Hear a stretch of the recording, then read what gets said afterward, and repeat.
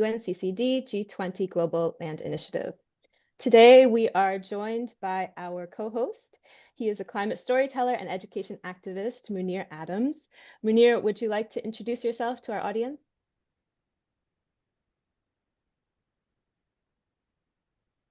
Munir?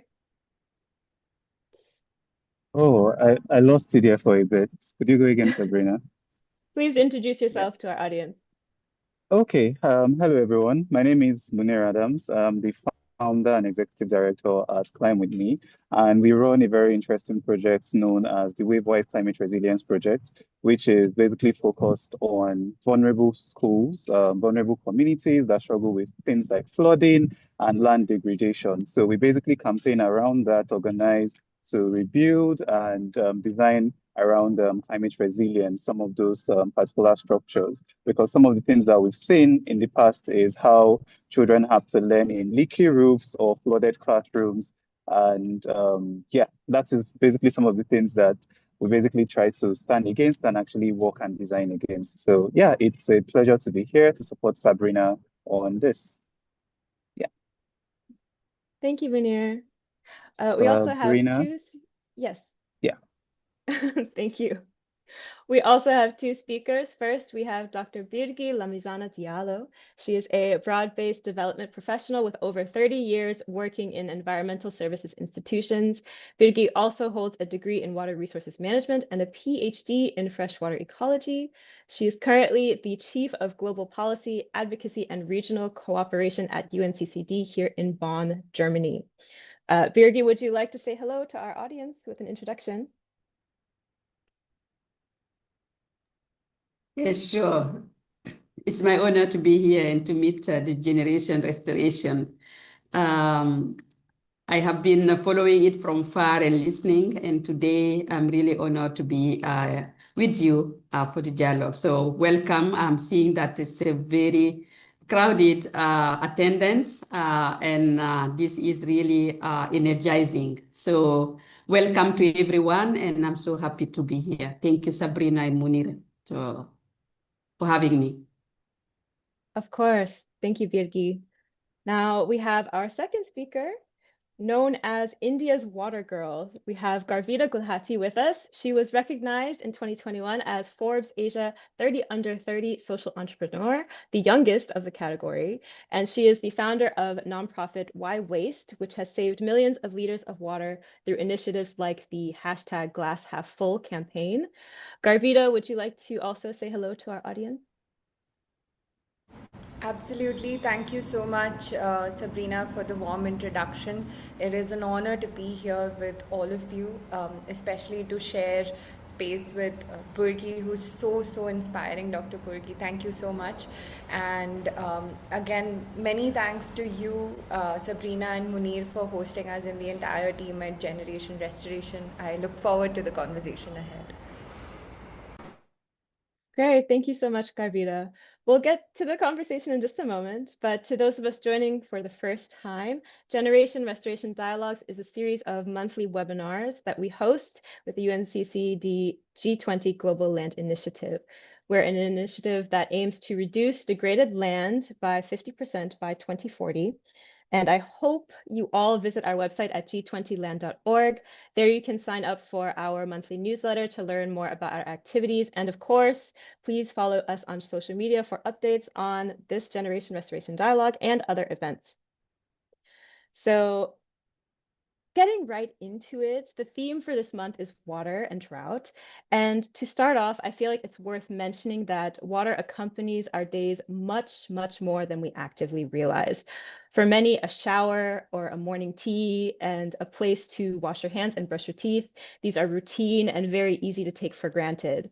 But behind those small moments, the reality is that drought and water insecurity are quietly becoming the most pervasive but under-discussed hazards of current times. Drought currently, at this moment, touches half of humanity, and it is projected to affect 3 in 4 people by 2050 as land continues to become drier due to unsustainable water use. The effects of dry land only compound as groundwater becomes depleted, soils degrade further, and loose, dry topsoil becomes easy fodder for sand and dust storms that completely wreak havoc on further vegetation. The key with this, though, is that unlike rapid onset disasters like earthquakes and typhoons, for example, drought impacts can largely be mitigated, but it depends on the intentional choices we make right now about how we manage our land and water, and that determines the scale of the crises we will face tomorrow. With COP17 coming up this August, water and drought will be a key focus of discussion. So this conversation is not only timely, but obviously necessary. And in a moment, we'll turn to our speakers to help us understand where we are and what we can do about it. First, I would like to invite everyone in the audience to send your own questions in the question box while we're having this discussion. We will have a dedicated audience Q&A session after this main chat. So please drop your questions there. You should be able to find it in the settings. All right, so I want to first pose this question to Birguy to set some background and context on the issues at hand surrounding drought. So we've discussed how droughts have increased steadily, especially since the year 2000, largely driven by unsustainable water use. Can you walk us through the human cost of this trend today and how it already affects things like food production and soil health? Thank you, Sabrina. I think that in your introduction, you have also touched and talked about the impact of drought. Drought really is everywhere now. No country is immune, and we are all touched by them. But the effect sometimes varies on where and how prepared we are. In the last decade, as you said, these prolonged events have affected at least 1.5 billion people worldwide, inflicting economic loss of about what is estimated is 125 billion US dollar.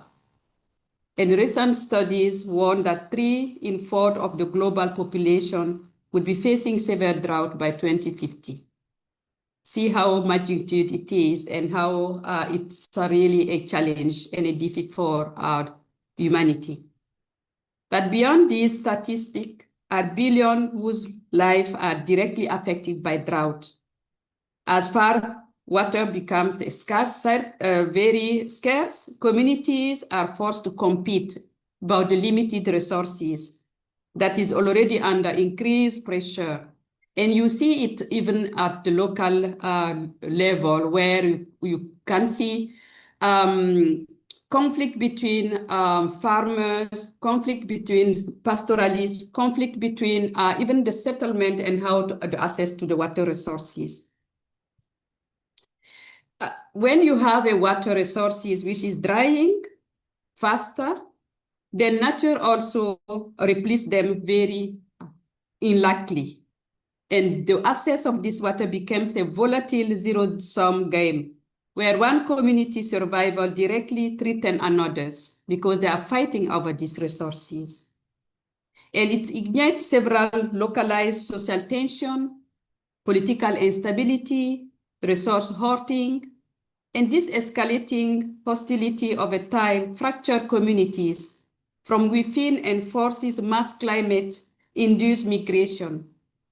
Because if you can no longer live in your area because of water scarcity and you are fighting, you will move what we call the human mobility just to survive. And sometimes you move with your animals or you move only with your families and you settle in some lands which sometimes not belong to you. And these people are also fighting for their survival.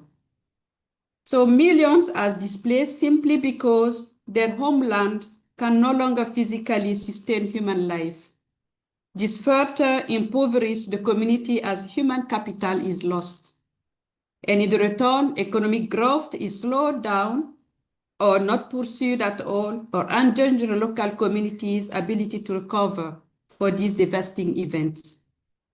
Furthermore, the accurate resource scarcity deals with a devastating blow on agriculture, particularly in developing countries. Sometimes we see this effect in the Horn of Africa, but we see it also in some countries in Latin America, in countries like Asia, which has really dependence on the rain-fed farming. resulting in widespread crop failure, soil, food prices, and rising rate of acute malnutrition. For example, in Zambia, nearly 20% of the country's population face the risk of drought-induced hunger in 2024. All these elements do not only push community away, but put serious risk to the health and lives of millions, especially the youngest and the most vulnerable. In April 2025, more than 10 million people, among which 4.4 million pregnant and breastfeeding women and children, remain affected by hunger and malnutrition in Ethiopia. Beneath the surface, the environmental damage is equally catastrophic.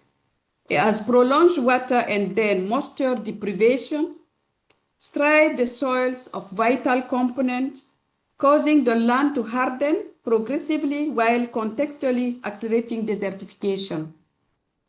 Such transformation ultimately make the soil unable to retain water during heavy rain, making areas subject to flood. You mentioned flood when you are under your opening, that further deteriorates soil health while ruining the surrounding ecosystem. So sometimes when we look into drought, we don't not look at the sky, we look at the ground and see how the land is holding. If it's dry and desertification, then even if you get rainfall, it will just run. It will not retain the water. Moisture is lost and you don't have life over there. So this is the effect you are seeing when drought is prolonged. Over to you. Wow, thank you for such an elaborate answer. We got the whole context. And I feel like what you mentioned, especially millions of people displaced, millions of families displaced, communities literally eroded, deprivation and hunger, these are key aspects of drought that the public tends to maybe overlook. The impact of groundwater retention. These things are not so commonly talked about, I feel like. And one other thing, we also tend to hear the term water security in tandem with drought resilience. What does water security actually mean? And how does strengthening it at the community and national levels help to reduce this kind of effect?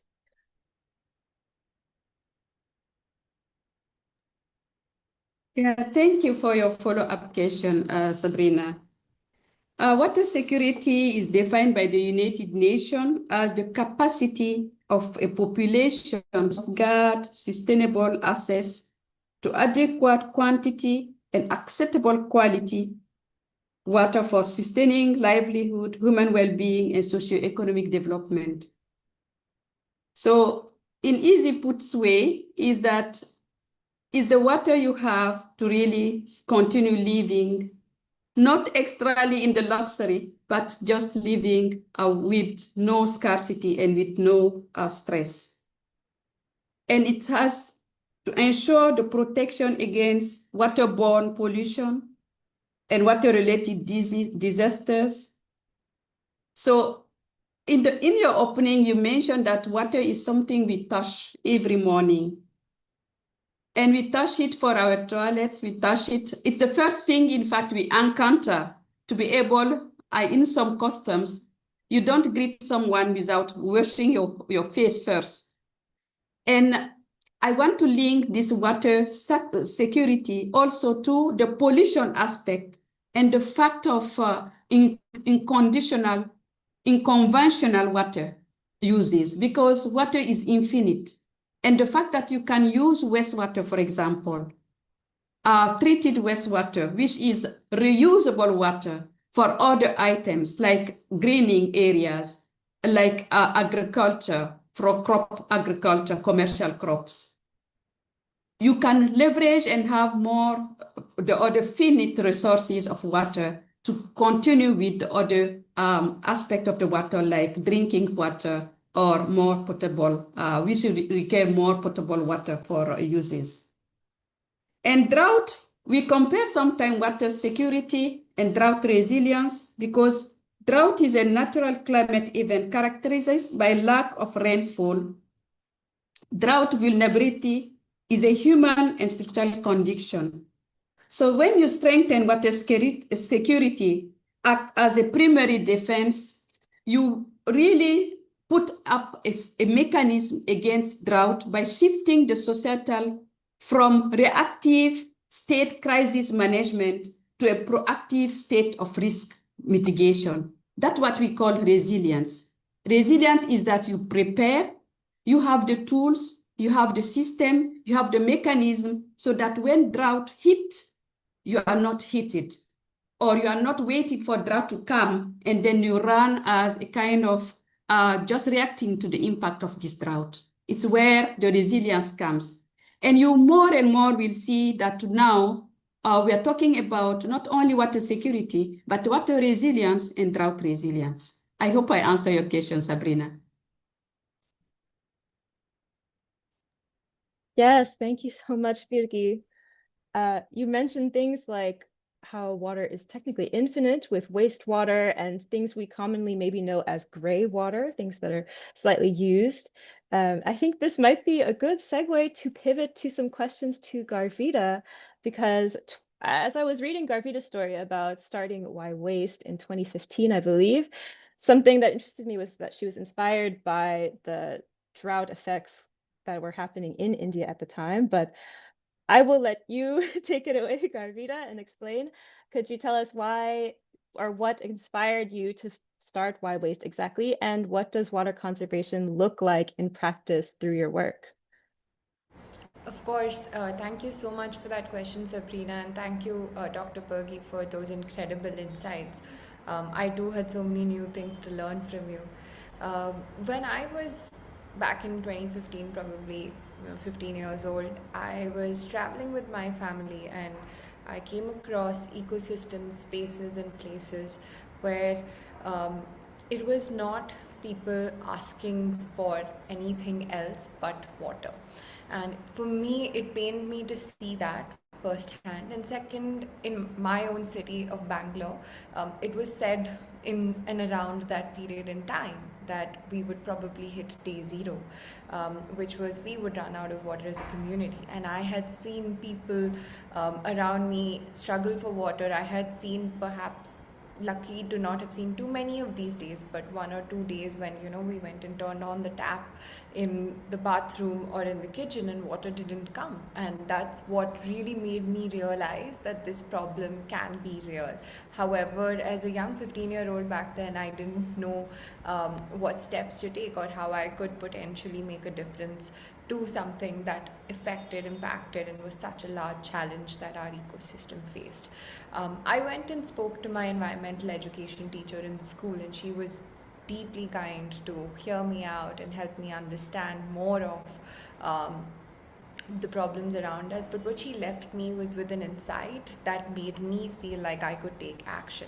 She told me that 14 million liters of water gets wasted every year simply in the water that we leave behind in glasses at restaurants.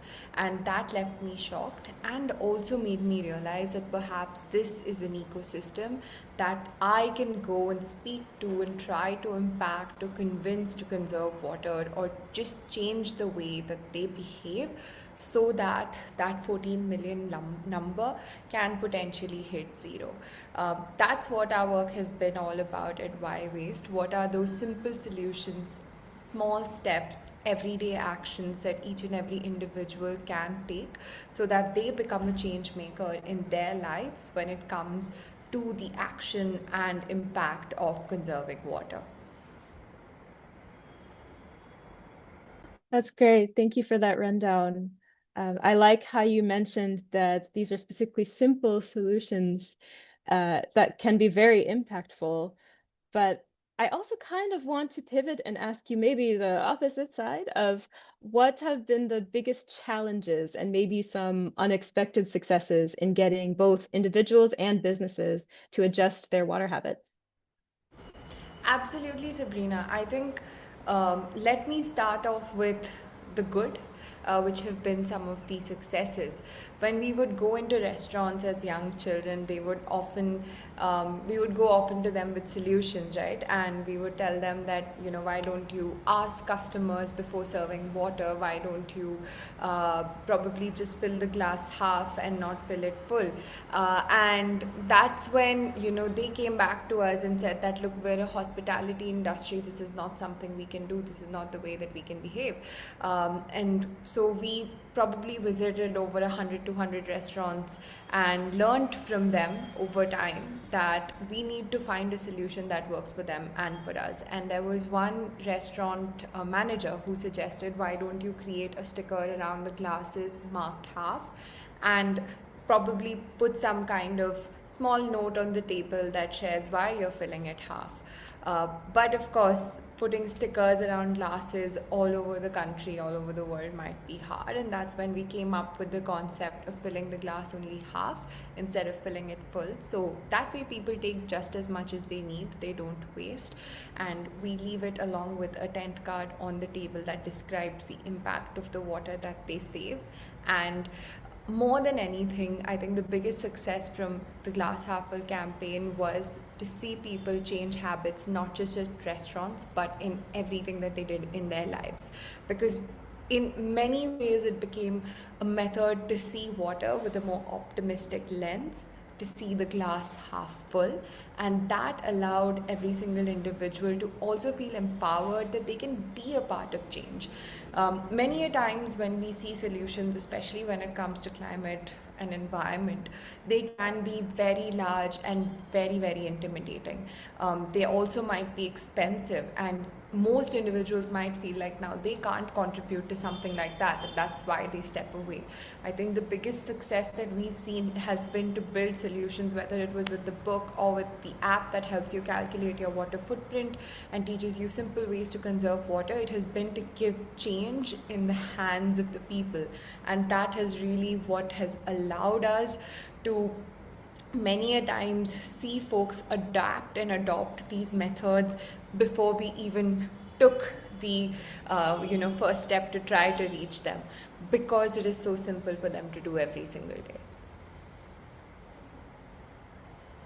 Very, very nice and inspiring. I like how you mentioned from a glass half full on the tables, but your plates seem very full with this restaurants, contacting restaurants, and then going into children's books and this water footprint app. Why Waste has honestly taken this in some very unconventional directions. And I wanted to ask how you decide which approaches will actually work or appeal to such a wide range of audiences. Sabrina, that's a wonderful question, but I have to be honest with you and the audience that it was not probably as thoughtful. We built solutions that made sense to us. We built solutions that we felt the environment and community around us at that point needed and could use. When we wrote the children's book, we were engaging with a lot of young people, convincing them to be change makers, but we realized they needed stories to inspire themselves to do that more.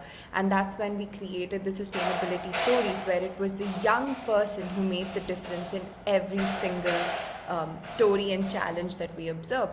When we created the app, I was actually an engineering student, and I was tinkering around a little bit and decided that, look, I want to get every single individual involved in this process.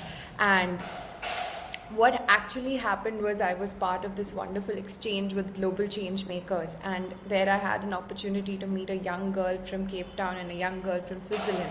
And I asked both of them, it was actually a large group of people, but they both stood out the most to me, so I'll share their story, right? I asked both of them to write the amount of water that they consume every single day, and the girl from Cape Town knew to the T, because Cape Town too had just been through the process of potentially hitting day zero, versus the girl from Switzerland did not know at all how much she consumed, even remotely close to it. And that's when I realized the starting point is to give to people the ability to know how much water they have consumed.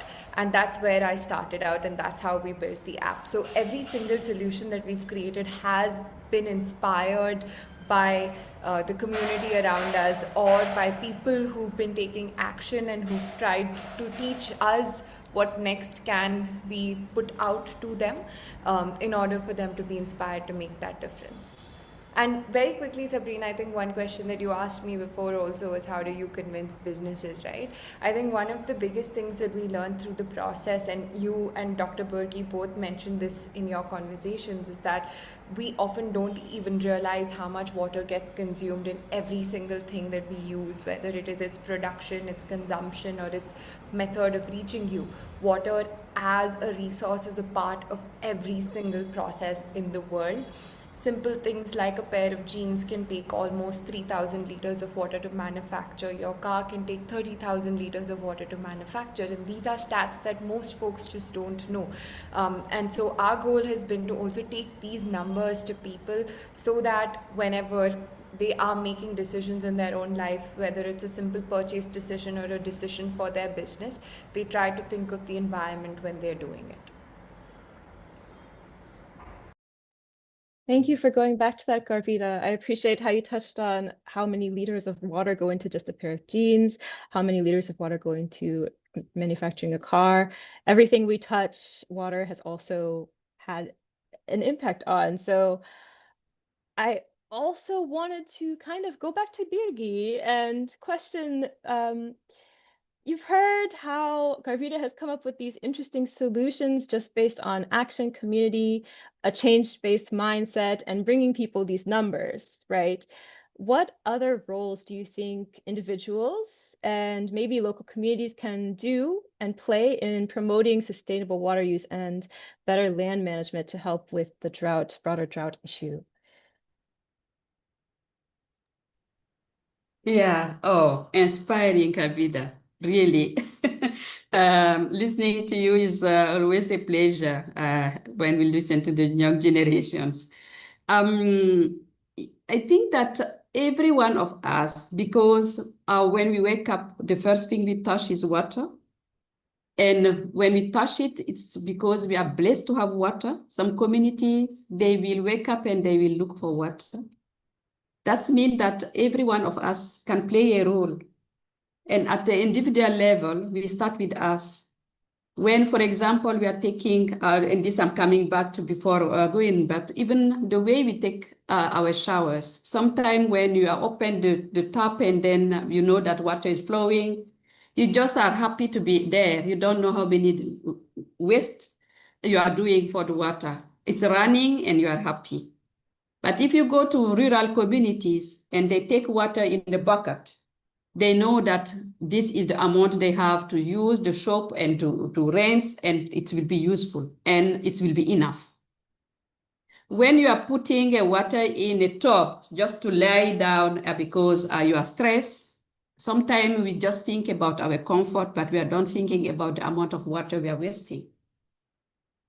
But it's why I'm linking it to the cycle, because you can have all this luxury and use this water if at the end, this water is also collected, treated, and reused. So that is enter in a cycle of productivity. So when you are promoting sustainable water, it begins really on the transforming progressively the daily habit based on the local, national, cultural, and priorities.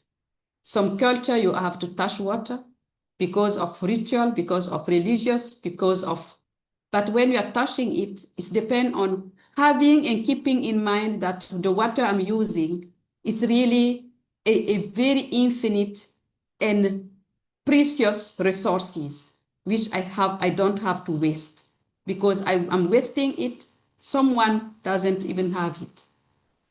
And when individual, we came together as a community also, that the collective impact become greater. You do something at your level, at a household level, at your community level, and it's become a habit which you can also embody. But I have worked a lot on integrated water resources management, where you start with a national plan, roadmap, but at the end, you go back to the local water users associations, the communities at the level who know how to manage a borehole, how to manage the distribution in an irrigation farm, the right of access to water, the quantity and the quality, and not only in the input quality, but also on the output quality, because this also can be very useful. So organizing educational workshop on water conservation, advocating for local zoning laws that protect natural green spaces, communities can prevent really and manage, because restoring land also, you restore water. And sometimes where we have water in a community is where we have our swamp, our wetlands, and it's these areas who really filter and recharge the aquifer so that you can have groundwater at the end. So I think it's all boiled down to raising awareness, making local, regional, and national individual institutions and representatives accountable for the management and preservation, and accountable for yourself. What you are doing when you are alone in a shower, because in your mind, you know that water is important and that you have a role to play.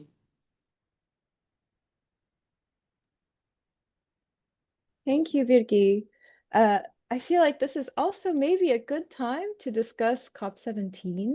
So our audience is obviously interested in this topic and they're participating now, but would probably love to be part of the larger conversation and receive continual guidance on what to actually do. So I wanted to ask, what can we expect from the COP17 Action Day discussions on water and drought? And how can our audience follow and contribute from wherever they are in the world? Yeah, thank you. For the first time at the COP16, we will have a water day. Yay! Let's celebrate it. It will take place on the second week of our COP. Our COP will be from 17 to 28 August. The first week is negotiation as usual, as you may know. But on the second week, we will start with what we call the action agenda. And the 25th of August will be the water day. During this water day, we'll have the opportunity to talk about land water nexuses. We will have opportunity to talk about drought resilience. We have amazing partners coming and showing cases. UNESCO, World Bank, UN Water, Ramsar Convention to talk about wetlands and how wetlands is important for the water resources. Mongolia government coming up with what they are doing and showcasing. We have several countries coming and show really what they are doing, linking water and land, because these two goes hand to hand. You can't have a water quantity or quality without a healthy land, and healthy land also depend on water to thrive, because if there are no water, it's become bare, dry, and desertification, and nothing else can come out of it. So during this day, we will have a ministerial dialogue on drought resilience. We will also talking about most of the big initiative we have, like the global Riyadh Drought Resilience Partnership. We will talking about also the drought resilience impact facilities, mainly focusing and targeting private entities. And we are also looking into creating a platform where science, knowledge, and policy priorities can converge. We will have at least 4 across full day only on water. During the COP, we'll have a blue zone and a green zone, and most of the green zone will be also showcasing some entities, businesses doing with that. So audience cannot directly participate in the process because at COP, we don't have an online, but they can follow through the social media channels of UNCCD and the COP presidency, which you can find on our webpage. And direct contribution are also not possible because it's not like this type of webinar. But I know that our colleagues from G20 are also organizing a pavilion really to showcase on what we'll be doing. And I'm sure that they're making sure that young generation and the outcome of this generation dialogue will also be showcased there.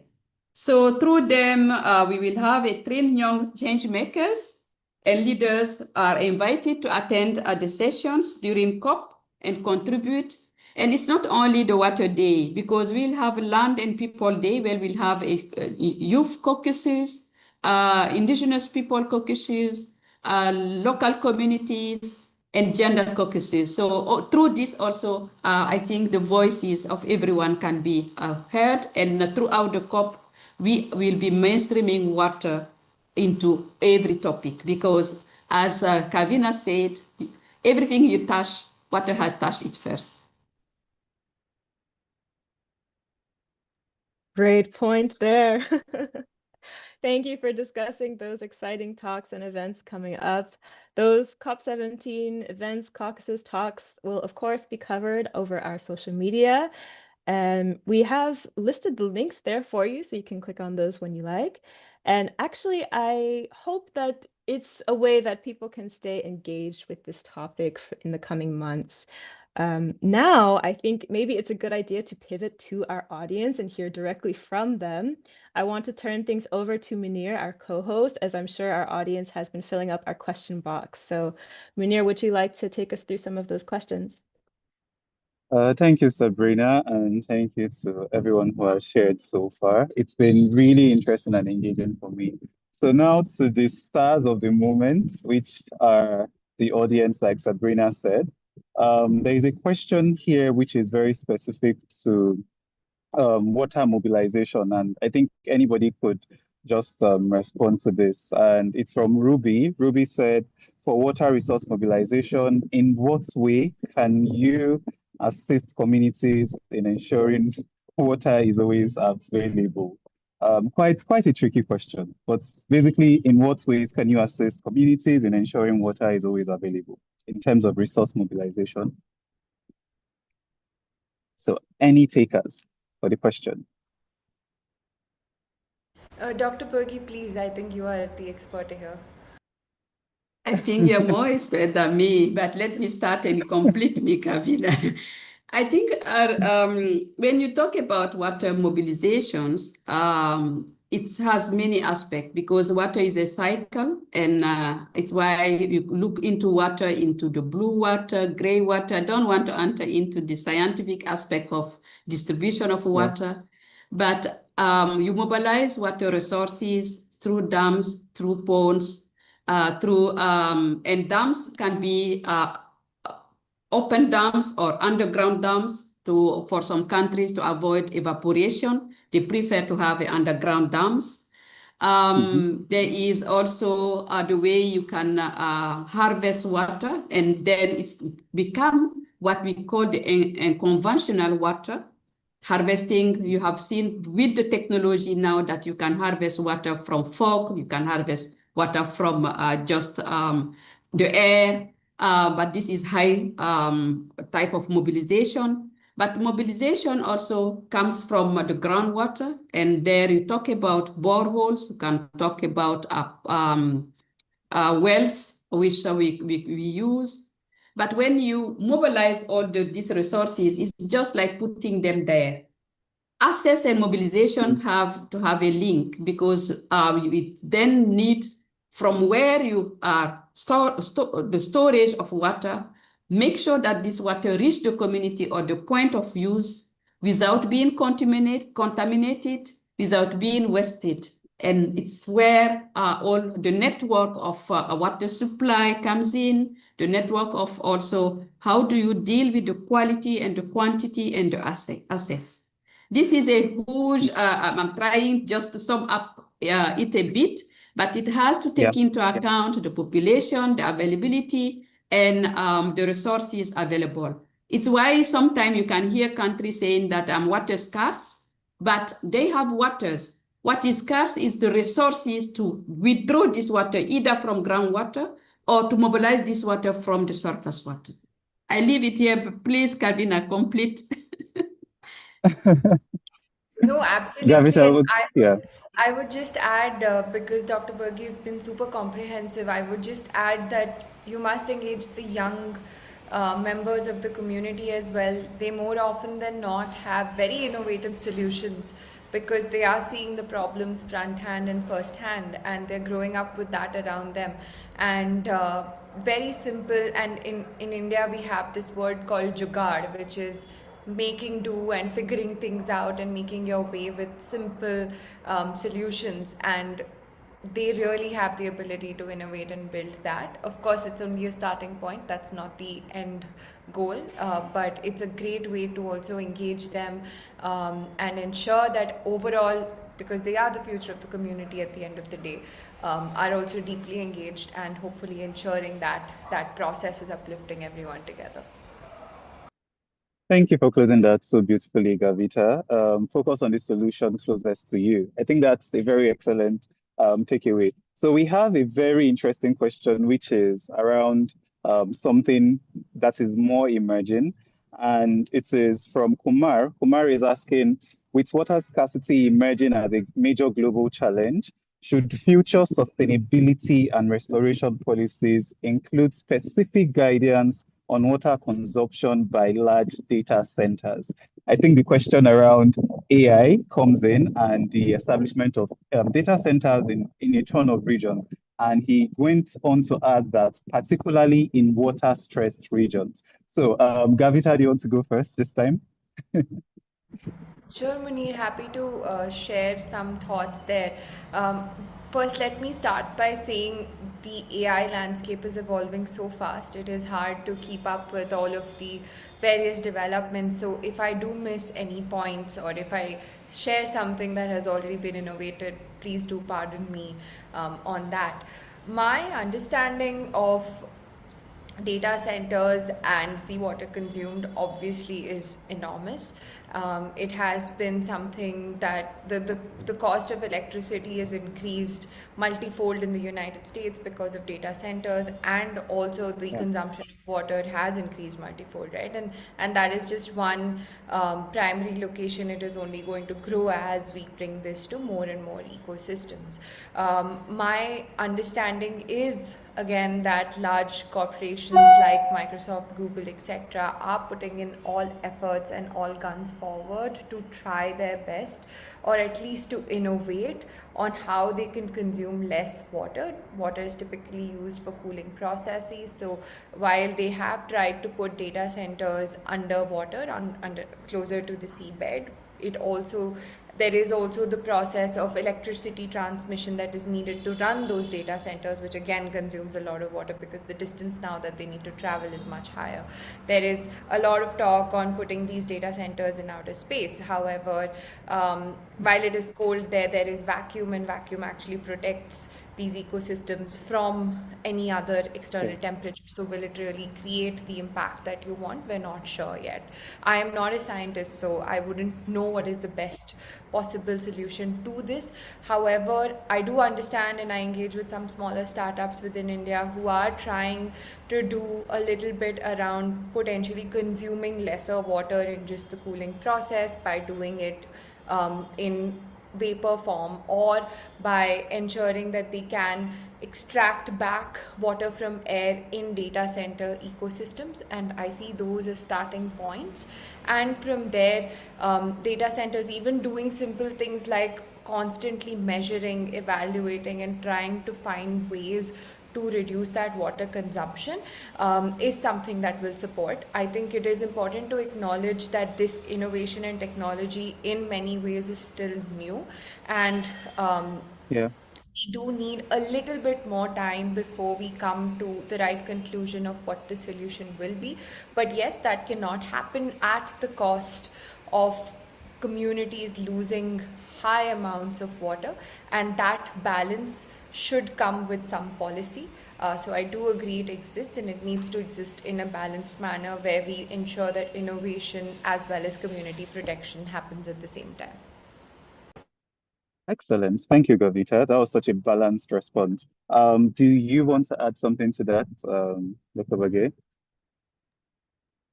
I think nothing to add, just a reflection on the fact that years back, and we were talking about water consumption and how do you make sure that environment has its part.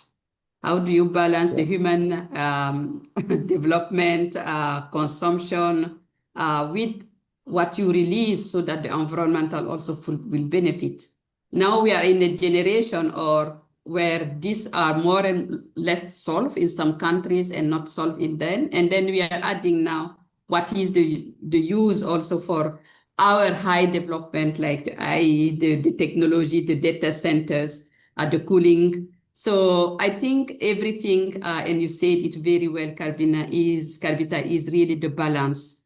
And there is a way to calculate and how, and I come and go back again on the reuse of water, because these centers, if they use water, they have to reuse their water so that they reduce the impact of new coming water. Thank you so much for that. I'm hearing policy is essential. We need more information, and with information comes a lot of research. And that leads us straight to Moses' question. And Moses is asking, how can a platform like this help the persistent gap between dialogue and actual funding so that organizations can move from readiness to implementation? And I think these are kind of when Garvita was speaking to supporting local initiatives when it comes to the whole water crisis. And then now we are speaking to, we need more information, and a ton of organizations who are on ground doing the work, gathering the data that is needed to actually implement and push for some of those policies that are really needed and not getting that actual funding. That is basically just to further break down Moses's question. So who wants to go for this first? How to bridge the persistent gap between dialogue and actual funding so that organizations can move straight beyond talk to implemented. Anyone can go first. I think it's a hard question, so mentally deciding. But maybe Dr. Birguy, you should go first this time. I was waiting for the young fair. generation to give me solution, but I'm not lucky here. So I think this is a recurrent question, because when you talk about sustainability, you need like three pillars. You need the policies, which you mentioned. You need the technology, which Garvita mentioned. And then you need the innovative financing. And financing is not always it's not enough. We need money on everything to be able to implement. But we are becoming also more and more, let's say, innovative to find how do you do blended financing.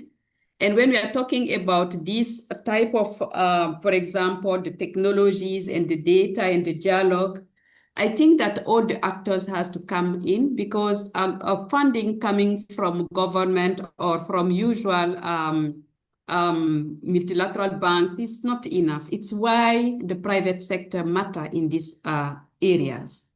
It's matter because private sector, if they are also involved, and all this data consumption and technologies, private sector is really involved.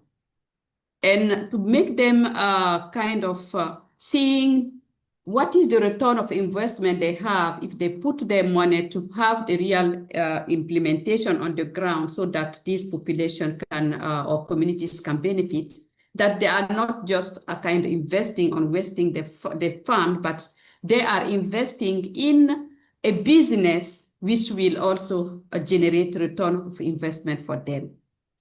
We cannot look into funding isolated from what is needed at the community level, what is the policies, the tailored policies, adequate policies, which make it implementable on the ground, and which make it also trust from the corporate level till the implementation on the ground.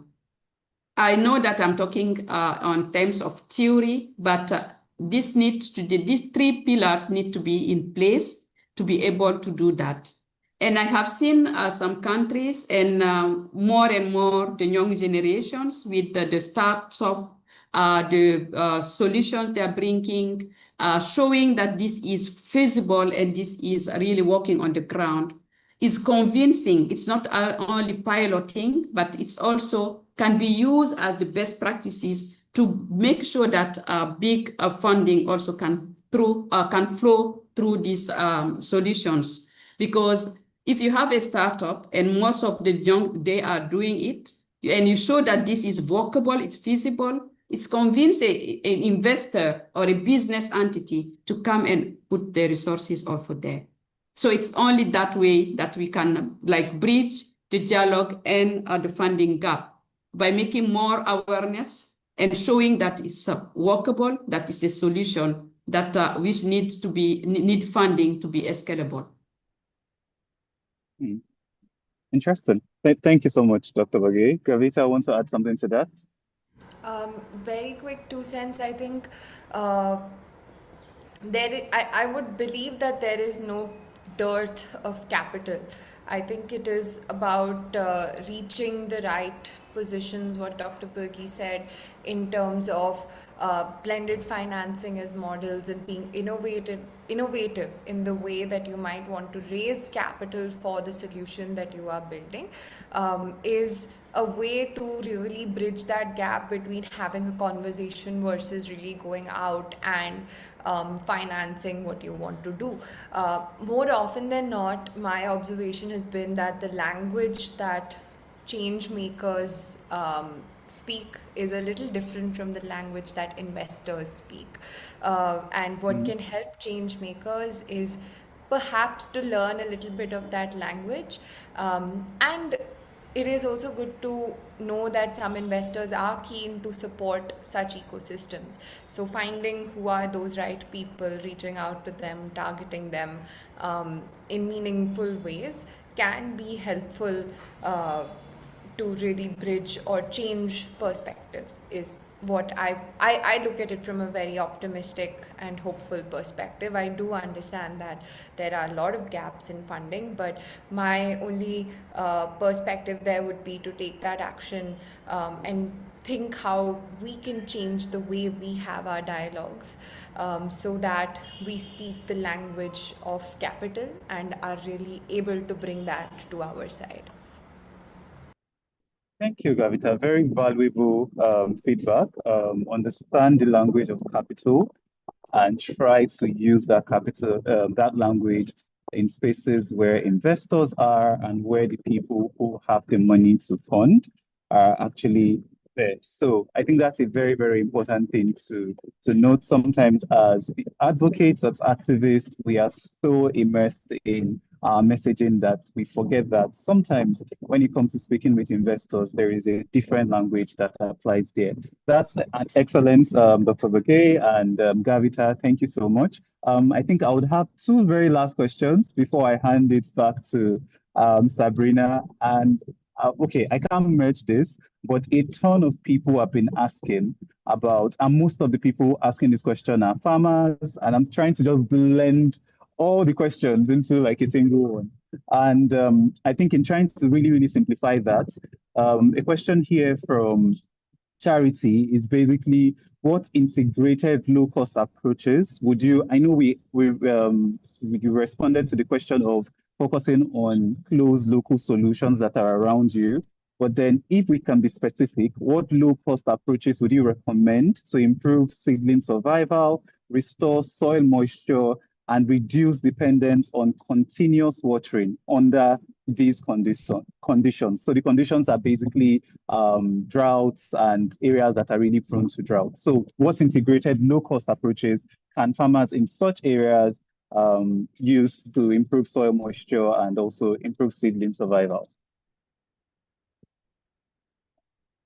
Yeah, so I think this is more of a Dr. Birguy question. Yeah, Garvita, you're a bit free. Yeah, thank you. I think that I will sum them all as you sum it up. There are a lot of solutions for seedlings and soil moisture. I will give maybe 3 examples. I know that in the dry area of some of the, and I will talk here about the example of the Sahel regions where you have to, it's a kind of very desert and dry lands, and you have to have what they call the half moon. I don't know if you know the half moon.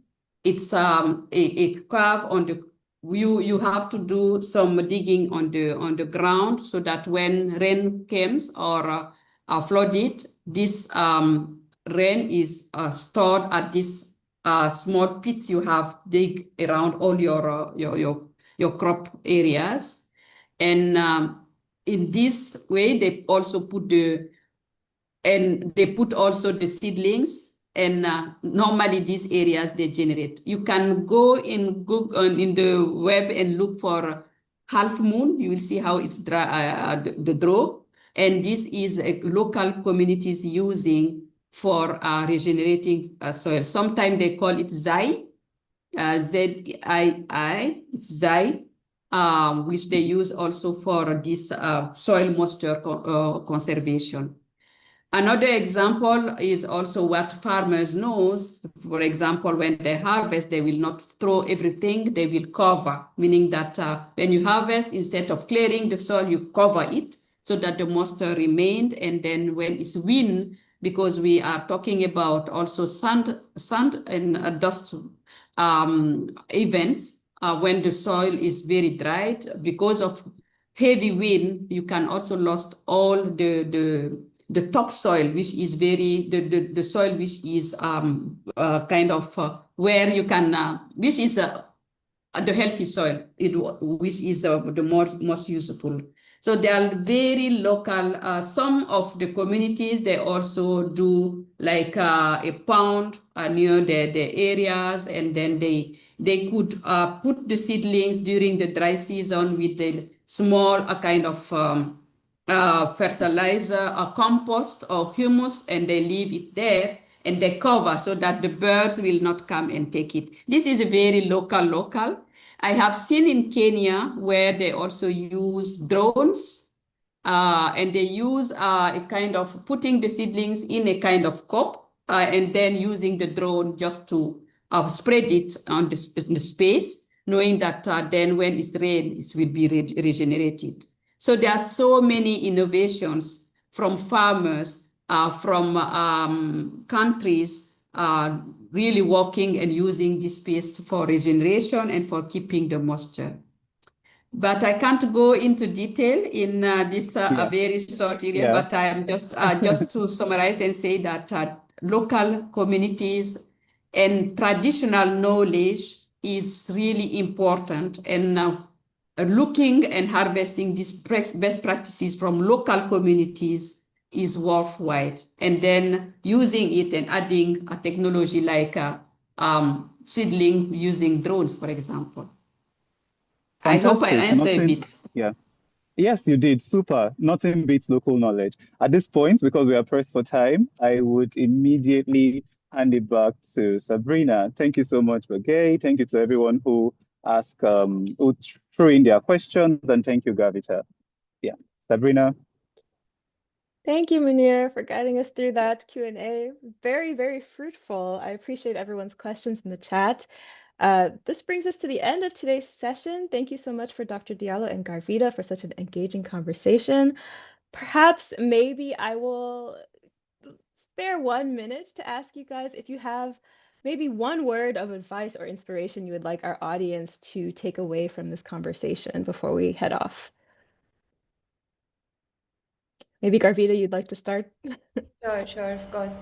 I would just say something very simple, that is, whatever is the smallest change that you can make around you will matter, and you are decision makers of ecosystems around you. So please do take it for the best of your entire community with the environment in mind.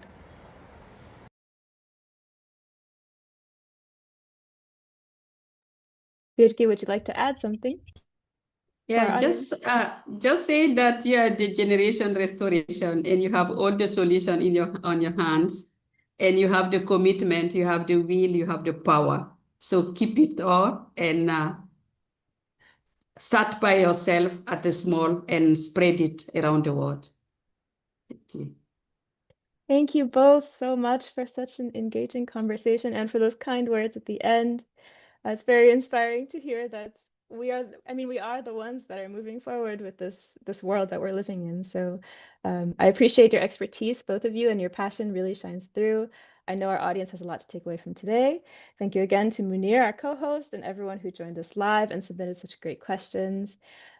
Before we sign off, I want to remind everyone the last bits to stay connected with this broader conversation.